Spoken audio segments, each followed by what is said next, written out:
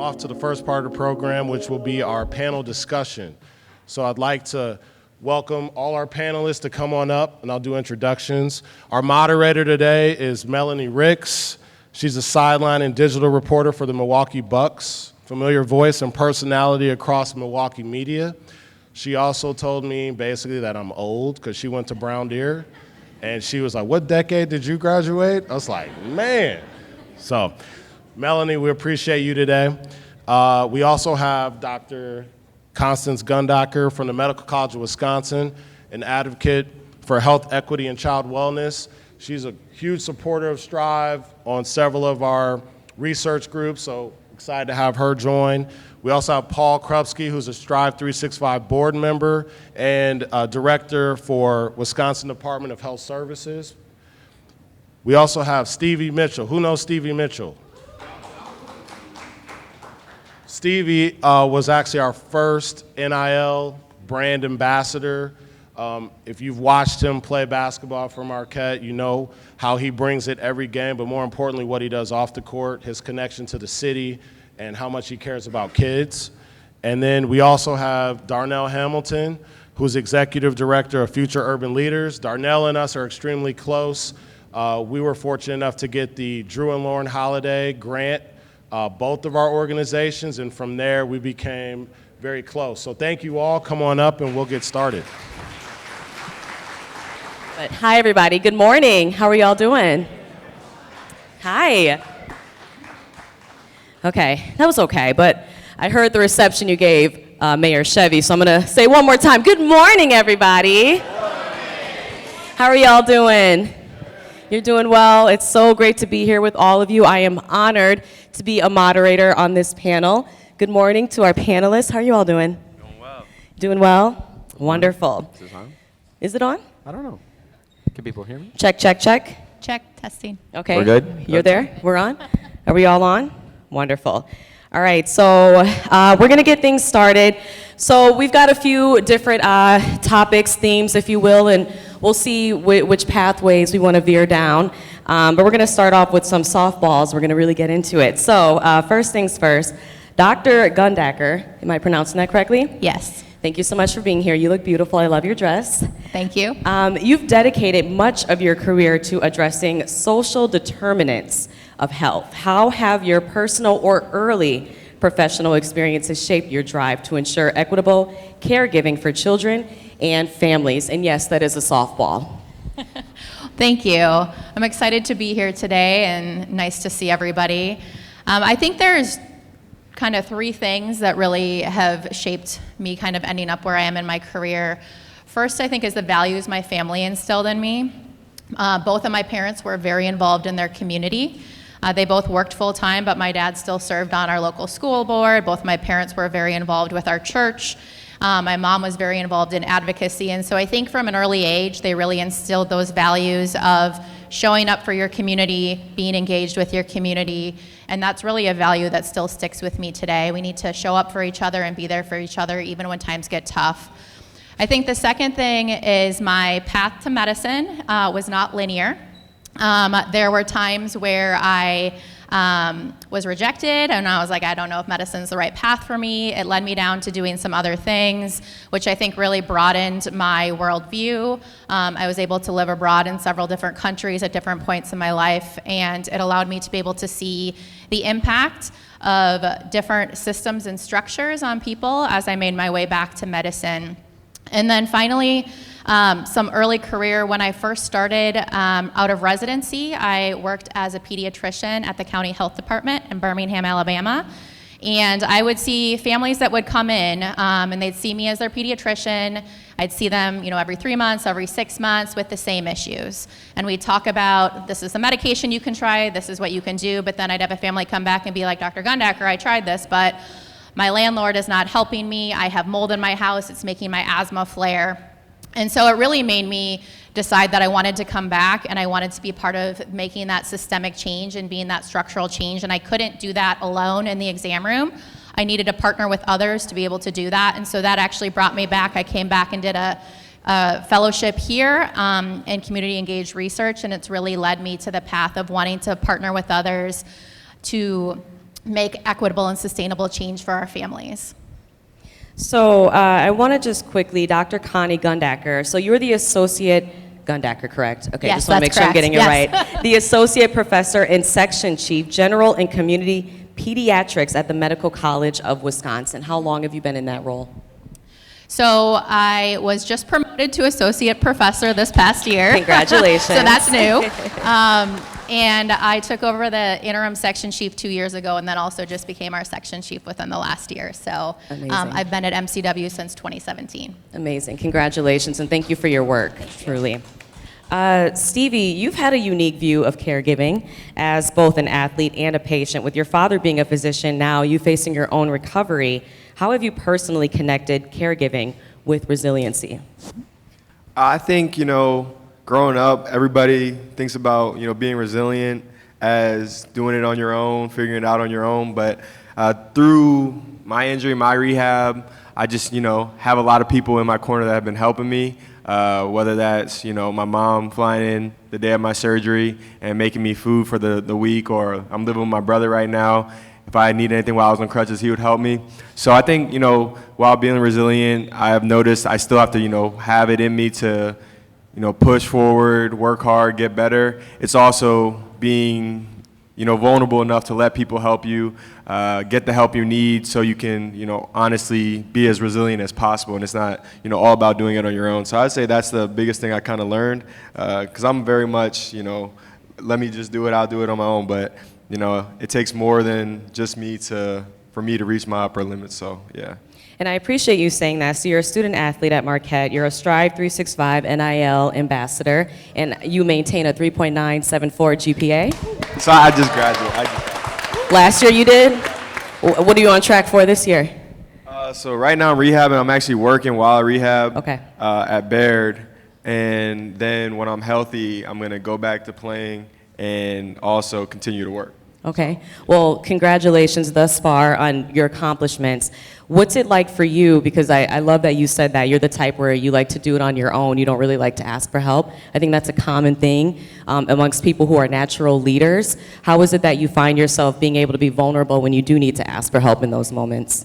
I think it's really just kind of putting my ego aside and just honestly looking at it without, or how is he going to think about me, just what makes the most sense, what will help me the most, and just knowing people that I'm around are not the people who are going to be judging me if I ask for help, or feel some type of way about me if I ask for help. So I would say that's the biggest thing, is just trusting the people I'm around, trusting the people that are in my corner to have my best interests in their mind, and I have their best interests in my mind. Absolutely. Darnell Hamilton, Executive Director, Future Urban Leaders. Thank you so much for your work, for all that you do for our community. So Darnell, you began as a teacher and a district coach. You now lead Future Urban Leaders, serving K4 through 12th grade youth with holistic programming, which is amazing that you're getting our youth into holistic programming early in life.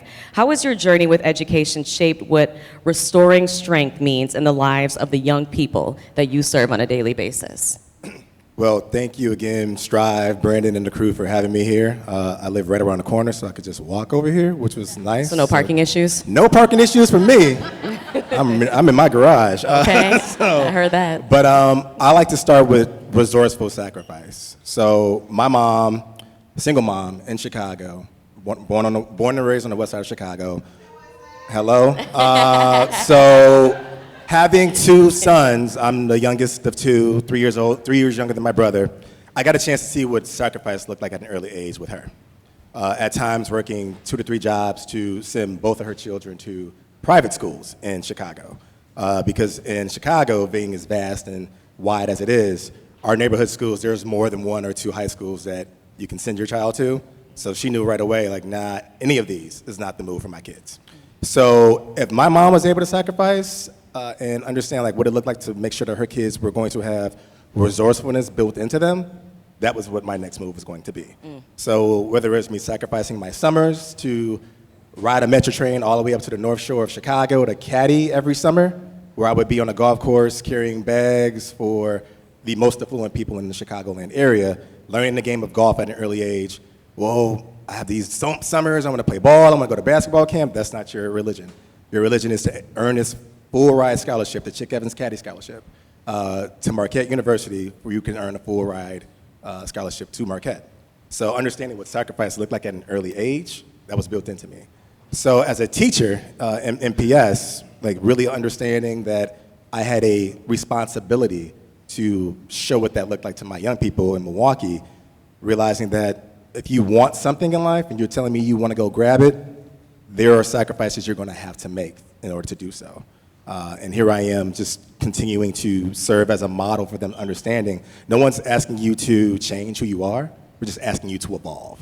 And that's really important when we think about the evolution of a young person from K4 all the way up through 12th grade. I love that. That's amazing. Paul Krupski, is that correct? All right, Paul, my guy. STRYV365 board member, policy director at the Wisconsin Department of Health Services, aka DHS. Thank you for all of your work, Paul. You've emphasized collaboration in your prevention work. Can you share how these partnerships have helped have helped share hope with individuals and families that are affected by things such as substance abuse? Yeah, thanks for the question. First, I just want to say, as sitting up here as a STRYV365 board member, I just really want to thank everybody, like Brandon did, for being here today, for the time, for your partnership with the organization. Really appreciate that. And then also, I have to use this platform, as Brandon did, to shout out Brown Deer. We're Brown Deer strong up here right now. There's a few of us. We got BD roots all over the place, so I gotta shout that out when I'm back near the hometown. So, yeah, you know, I think in the prevention sector, you know, unfortunately, when it comes to how important those services are, one thing that we routinely see in the area of prevention is that it goes the most it's the most underfunded. And the impact that prevention has is so large. So when it comes to prevention in the communities, I think when I think about prevention and the work that I see going on around the state, I think about collaboration through coalitions. Coalitions at the community level, people coming together and bringing all those resources together and making the biggest impact as possible. I also think what I've seen in the area of prevention and what I would emphasize to all of you here today is, especially post-COVID, where we've seen just right, the obvious, so much change. When it comes to prevention work and coalitions specifically, thinking outside the box. Who are those non-traditional partners? But they live in our community, they work in our community, and they have just as much interest and just as much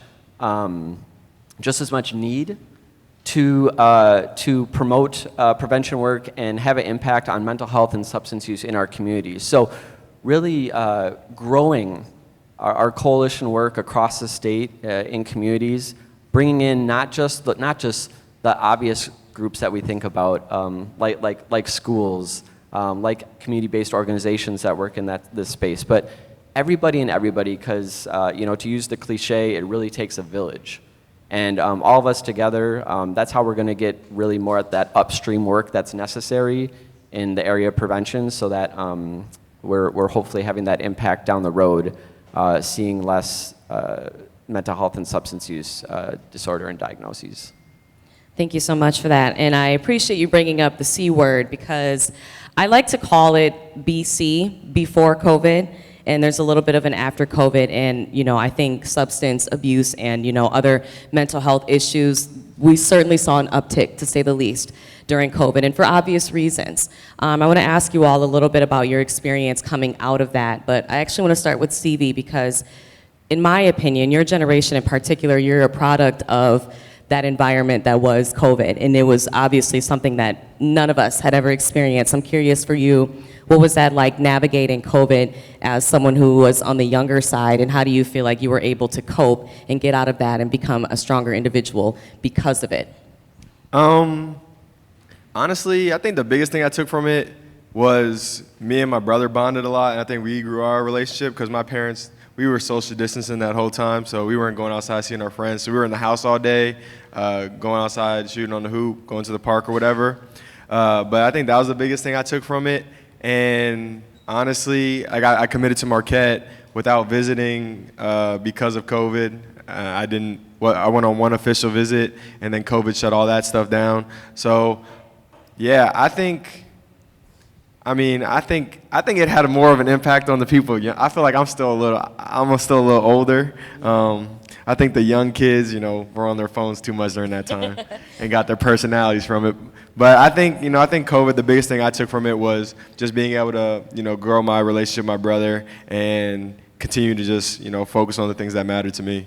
Were you a senior in high school then? Yeah. Okay, so you're a kid. No, I'm just kidding. But I get it. When you're a senior, you don't think you're a kid anymore. You know how it is. You're grown at that point. I'm just kidding, Steve. I'm just kidding.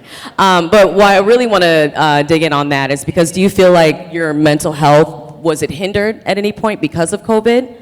Oh, yeah, for sure. I mean, it was definitely hard because, there was a lot of, everything was canceled. So we supposed to have AAU, supposed to look into, go out there, get more offers, play in front of coaches. That was all gone. So it's just like, man, not being able to see my friends, hang out with my friends as consistently as we once did, that was, a lot. And then just being in a house all day and not being able to go to school and just simply interact with, your classmates. I think it felt like a box Right. that we were in. So I think once we were out of it, I really appreciated, being able to come to something like this with multiple people in here and, talk even more. So I took a lot of, gratitude on the things that I took for granted prior to it, and I've just been trying to carry that with me ever since. Absolutely. Well, and Darnell, you work directly with youth. I'm curious for you, what type of change did you see in certain behavioral patterns, perhaps, or the way that kids express themselves, or the way that they do respond to certain traumas, both before and after? Well, just like we have various adults in the space, every child is different. So every child needs something very different. So when you think about the child that has both parents at home, it's just an outlet to be around their peers. You might have a child who has one parent at home and it becomes stressful for the mom who has multiple children that she is literally raising on her own. The supports become, all right, well, we have future urban leaders. We know that we're looking at our young people with the mindfulness restoration programs in place where we're introducing them to mindfulness as early as 3rd grade. But what about our moms? What about our fathers? So what we started to implement is, well, we can look at our community partners. When you talk about coalition work that he mentioned earlier, we're working with, community partners like Jamila Carney, the amazing Jamila Carney from Agape Yoga Street, Vanessa Johnson of Nurturing Miracles, who do work in sounding, work in community yoga, and bringing that to not just the kids, but the parents, because we're not strange and, we understand that they're giving us the young leaders to work with, so we're looking at you as also needing the support. Right. So how do we keep that in mind as a community program that says, a village it takes, Yeah. you are a part of our village, so let's offer you those services as well. And that's wonderful, to your point, offering that service not just to the youth, but also to their parents. And a lot of parents, they continue to sacrifice, of course, but even during that time, we really saw that, but we also saw the reverse of that, where you're not seeing that same type of parenting in the home that you maybe would have wanted to see. And like you said, every child is different, every parent, every adult in this room is different.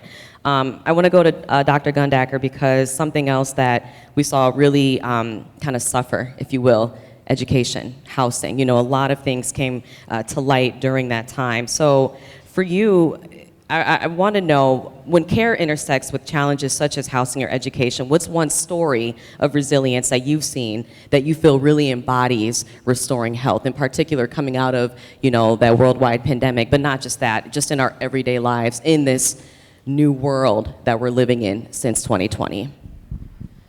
Yeah, thank you for that question. COVID, I think the biggest issue was a lot of isolation. There was isolation and fear, especially early on. And so being able to, as we've heard, come back together, get that village, develop those relationships, come back together, I think has been really important. And I guess one story that comes to mind for me that I heard about recently from clinic is within the clinical setting, we understand that over half of our health outcomes are due to what we consider social determinants. And so that is thinking about education, thinking about access to food, thinking about violence, racism. And so within the clinical environment, we've started to screen our patients and try to better understand what are things that are going well and what are things that we can help support so that I can really work towards that overall health. And one of the things we screen for at our clinic is, do you have enough food and do you have enough money to buy food?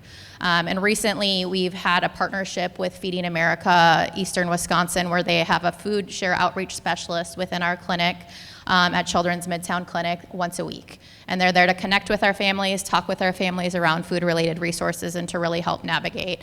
And I recently heard a story where a mom had applied previously twice for food share, been denied both times. Mom was understandably very frustrated. She didn't understand what was going on. She was exhausted. She'd been trying to do the right thing, trying to feed her family. And she was able to meet with a food share outreach specialist, and they made an appointment the next day, went through the enrollment service, Milwaukee enrollment services together. They were able to figure out, using the expertise of that the food share outreach specialist, what was going on, and she was approved. And so she was approved for $292 for her benefits. She was backdated for the first of the month for Badger Care. And so I just think our systems are not always easy to navigate. Actually, they're normally not very easy to navigate. And so I think being able to, it was just really one of those things where restoring strength. So not only being able to provide a service, but she was able to overcome a system that had already failed her. How do we make these systems easier to navigate, in your opinion? It's a great question. It's a loaded Yeah, question too, I know. We're doing a variety of projects right now to understand that, but I think part of it is kind of what we're doing here today, is we have to get out of our silos. We have to get people from different sectors who have different assets, different expertise at the table to be able to start to have those conversations around what's working well, what's not working well. When I refer somebody to you, what does that process look like? So that we can start to create those more streamlined processes for families so they can get what they need.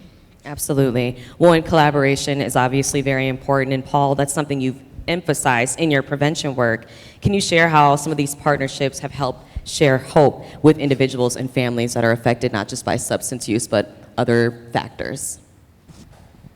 Yeah, so I think that what's really important when it comes to bringing hope is really improving that type of care that is available to individuals. And I think that's why there's been a real emphasis for us at the state in making sure that we are trying to offer as wide a variety of services as possible. Everybody's path is different. We don't want to just put people through the car wash per se, right? What I need is not what you need, is not what you need. And so a focus on integrated care, making sure that everybody, that we're treating the whole person. We know that very rarely is an individual struggling with one single thing. If we treat somebody for their mental health diagnosis and we aren't treating their substance use issues, they're not going to be as successful in recovery. And then along with that person-centered care, which I already touched on. So, we want to make sure that people are getting the care they need when they need it, and that it is personalized to them. If we can focus more on that, which is the challenge right now, we're going to see better outcomes in our community and really that more holistic approach to what is needed for people. Well, and I was going to ask, just to follow up, how do you feel like you've seen strength restored through those carefully designed caregiving systems, and how are you able to give such personalized, because like you said, every individual is unique? Mm-hmm. Yeah, I think that like I said, we obviously need to provide as wide array of services as possible. And we also need to make sure that we're supporting, as an example, culturally appropriate services for people too. Yes. And I think an example I'll use in that space is we do a lot of work with our tribal nations around the state. So let's be more, whenever possible, let's be more open and more thoughtful to making sure that funding that we're providing different organizations or agencies, or in the example I'm referring to, tribes, allows them to do what works for them. So when it comes to traditional medicine, powwows, these are things that go back decades, centuries for them, and it works for their community. So let's make sure that we're allowing them to provide those types of services to their people, to their tribal members, because they know what works best in their communities. And so I think there just needs to be, we need to find ways to be the most flexible, meet people where they're at, provide services where they are at, and that's going to lead us to the best outcomes we can possibly see. Well, when you bringing up that particular group, it reminds me of holistic approach. And that was something that was mentioned in what you do with the youth. I'm curious, how do you bring holistic, I don't know if it's medicine or I won't, phrase it the way you do, but how do you bring that approach into the community for kids in particular? Because when I was a kid, I did not know that holistic options were even a thing. So I'm curious, how do you introduce that in that space? So when we think about holistic in terms of young youth development, it is, to Paul, correct? It's the whole child. We just met, it's okay. I don't know, do you know many Darnells? No, I'm just joking. So when we think about holistic approach, we start at 4 years old. And at 4, you're tapping into an imagination that is just so ripe. So you're thinking about how that young person has so many layers. So this young person might want to be a fireman. They might want to go into science. So holistic for me is not only is it academic, it's socio-emotional. It's college and career oriented. So for a 14-year pipeline is what we're working with the Future Urban Leaders, starting at 4 years old. Let's take the holistic approach at, it's not just about are you getting good grades. What type of human are you? What type of person are you looking to be in society? What type of conversations can you hold that you're holding with your friends, as opposed to your teachers, as opposed to your parents? Essentially, who are you as a being? So that's when we say holistic development. It's just more than we're introducing you to STEAM opportunities at Future Urban Leaders. It's college tours. It's career site visits to the Port of Milwaukee if you're interested in careers in engineering. It's let's throw the gamut at you so you are able to discern at some point in life before you walk across the stage after high school, this is who I'm aiming to be. That's wonderful. And it's you, introducing the idea that there's not one way to solve a problem. There's not one way to be as an individual, and I think that's a really beautiful thing. And that you can also change your mind. Right. You're talking to somebody who is running a nonprofit who wanted to be a child psychologist. And going to Marquette, realizing that, go Marquette, had a trusted conversation with a trusted adult in my life that said, you won't make any money being a psychologist. So at 17 years old, I let money drive my decisions, and I changed my major to marketing.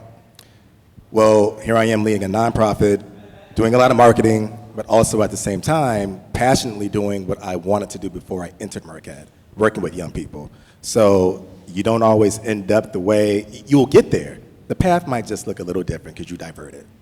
Absolutely.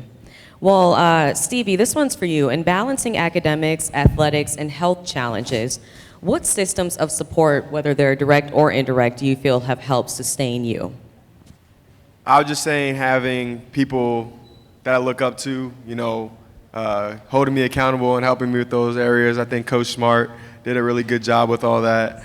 He, cared about all of us beyond, the basketball court. He cared about what we were doing in the classroom. He cared about, how we were treating our bodies. So just having a guy you respect, you're looking to for answers, enforcing there's more to life than just basketball. There's more to basketball than just basketball. Helped me kind of be, okay, I want to continue to, grow myself as a person. And I would say that was the biggest thing. And then just having teammates, like-minded teammates around me who, cared about those things. Older teammates, younger teammates, older guys I could look up to and help, and then younger guys I could, help but also learn from. So I think just having that kind of unity of like-minded people with, people I respected as my coaches really just helped me continue to grow. Well, and also, rehabbing from a significant injury, it's not just physical, it's also mental. There's a huge mental side to it. What has recovery taught you about restoring strength in both body and spirit? I would say, honestly, it's been a lot because I've actually, my spirit, I feel like has gotten better because prior to my surgery, I didn't really want to play anymore because, it was just not fun because I didn't feel like I could really move how I wanted to move, be effective, how I wanted to be effective. So I was like, this is not, I don't really, but as I'm rehabbing and it's starting to feel, better than it did before, I'm getting more excited to, be back and fully healthy and be able to play again. But obviously, like you said, going through it, the 6 months rehab, it's just like man, like a lot of time is going by. But I try to continue to add more to my life than just basketball. So, me working at Baird during this time and what I'll continue to do while I get back to playing has helped me, also feel like I'm still working towards something, stay busy, and keep my mind, on growth rather than, just being stuck. Well, and that's wonderful because I think oftentimes, especially with athletes, you're put into that box, right? And I'm sure it can be a little jarring when you start having those thoughts of, oh, I don't love this anymore. I don't know if this is what I want to do anymore. How are you able to get out of that? I mean, you talked about, getting or exploring other paths, of course, but like as far as the people you surrounded yourself with, did you feel like there were individuals you could be vulnerable with and talk to about that as you're going through it? Yeah, I would say I'm really close with a lot of my teammates, a lot of my coaches, obviously my family. So I would talk to them about it, and obviously they all, want to continue to see me out there playing. Even, young kids that would come to the games and I would see around, they want me to get back out there. So kind of having that support and encouragement to just continue to just keep pushing and, see where that takes me, I think helped me in the days where I didn't feel like, going to rehab or, I'm on crutches for 6 weeks, just continuing to, focus on what can I do now to, make sure that 6 months from now is the best it can possibly be. So I would say just, listen to the people that are, saying the things that, I need to hear and kind of just blocking out all the negative. Yep. And that's easier said than done, but all the negative thoughts and feelings I may have towards my capabilities of, achieving and doing what I want to do. That's beautiful. I'm proud of you, and shout out to your parents because obviously they helped give you that mentality, and that's a wonderful thing. Like you said, it's easier said than done. Darnell, the theme, striving for care, sharing hope, restoring strength, suggests both immediate actions and long-term change. What strategic partnerships or collaborations do you feel have been most effective in your work to build systems of care, and where do you see opportunity for there to be further impact? So knowing that our mission is about nurturing what already exists there in a child, so yes, we talk about restoring, that's important, but we like to think about it as you possess something already, right. So let's polish it off and let's show it to the world. So partnerships like we have with UWM's College for Kids. Oh, did their table just go? Well, there's been. They had a little table over there. We send our young students as early as, third grade every summer to learn about different things that tap into, their curiosities, right?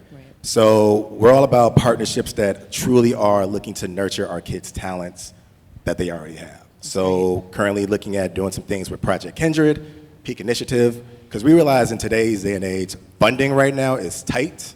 We are being shrunken by powers that be that are not unforeseen by us. We know it's coming.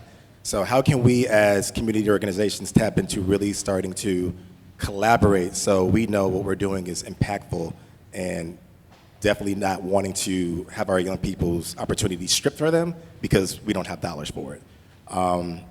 Understanding that there's power already within our community. We have a lot of community partners that we already are tapping into, such as our parents that have their own entrepreneurship mindsets where they have their own businesses and they're coming in saying, hey, I would love to offer this art class to your kids that's focused on art therapy to get a young fourth grader who had a bad day. Let's just take the day to do some things after school. That's wonderful. I always want to shout out our mindfulness meditation partnerships that we have because they're doing some dope things in the community. That's Agape Yoga Street again, and Nurturing Miracles. So we already are doing some cool things, but we understand we have to do more together because the dollars are telling us that we have to, unfortunately. Art therapy and meditation, how young do you get your kids into those in particular? Well, our 4-year-old is a little too squirrely for that right now. Okay. But we do go as young as third grade. So Okay. what is that, 8, 9 years old? Yeah. They're able to, take their bodies and calm them down a bit more. And with our values at Future Urban Leaders being discernment, empowerment, and justice, we can definitely start discerning who a young third grader is that early on. Oh, that's wonderful. That's wonderful. Dr. Gundacker, designing cross-sector programs requires collaboration and compassion, as you know very well. How do you feel that these partnerships are reflected in Striving for Care in action? I think, Darnell, as you were just talking about, there are all of these different programs that really have different strengths. And so what I think we really need to look at, I'm a pediatrician, so I always think of the human body, but thinking about how all of the different organs in our body work together, thinking about how we can really build on those different strengths in the community that are already there to work together. And so knowing that diversity is important and having different groups that can bring different expertise, working together then, creating those relationships, being able to be flexible and humble. We live in a constantly changing environment. People change, the community changes, the needs of the community change, but being able to be flexible and adaptable. And I think also persistence, being there for the long run.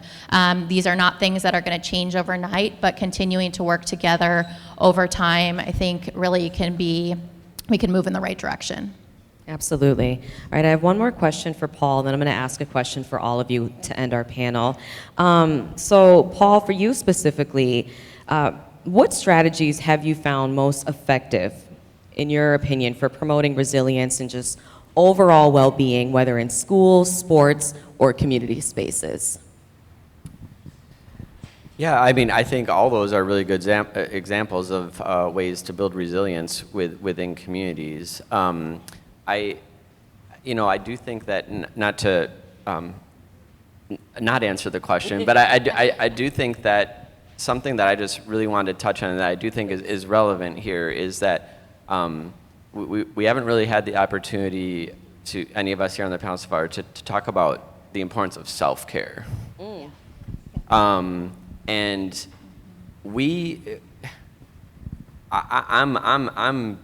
I'm very honored to travel around our amazing state and get to know so many people like all of you out here that are just so committed and so passionate and providing amazing services to our community to make us better. I'm proud to be from Wisconsin, and I love when I get to travel out of state and say I'm from Wisconsin and build all of us up and talk about all the great work that we do. But we all know self-care is real.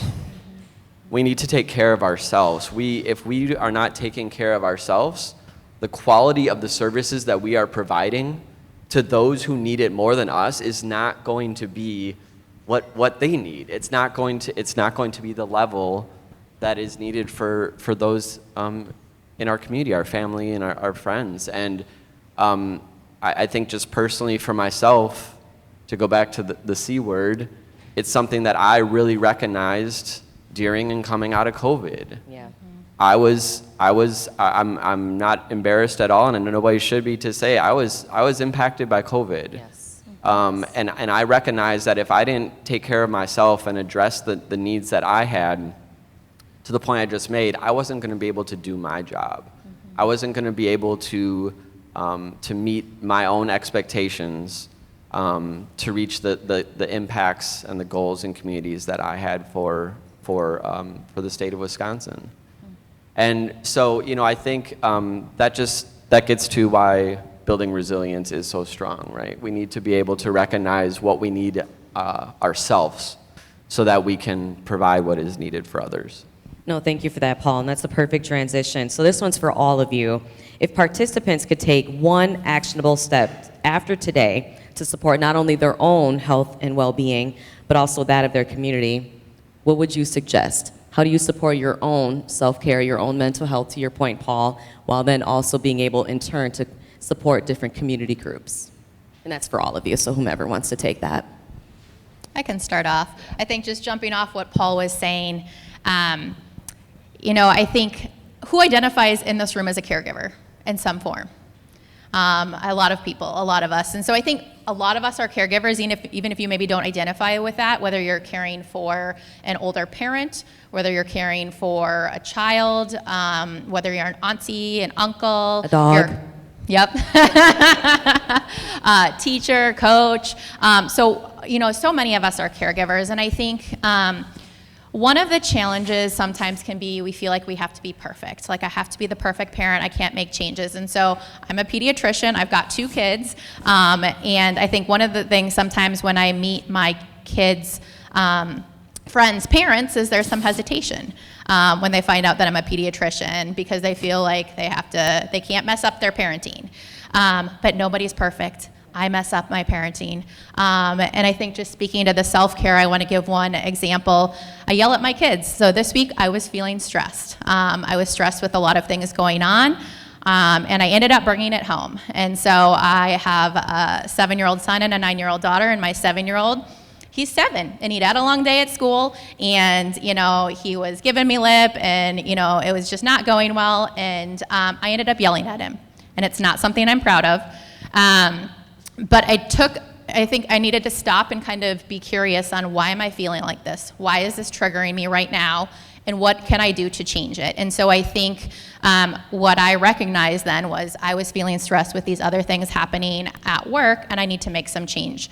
And so I was able to, I think a big part of it as we talk about restoring strength and hope is making that repair.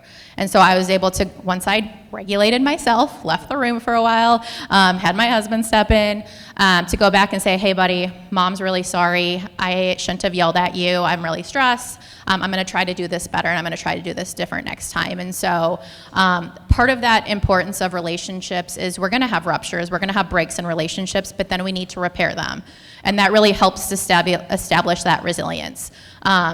And then I've started to narrate that for my kids. And so I actually made changes in my work schedule so that I could not be so stressed later on, so that it wouldn't bring it home again. And so to be able to start to narrate to our kids, this is what I had to do differently so that I could show up to be a better parent, and to be able to help regulate you when you need to be regulated. And so I think in our work and everything, as we think about self-care, it's hard. And so I would say, think of one thing that you need to do today so that you can take care of yourself. But the other thing I think, just to end with, kind of getting back to the original question, was I think gratitude is so important. And so I think, find somebody today to compliment, to say one nice thing to thank. Sometimes that can make a ripple effect when it comes to sharing hope and restoring strength and well-being. That's wonderful. Thank you. You all look really cute today. So that's my nice thing. job. Done. I can follow that one up. We don't give ourselves enough grace.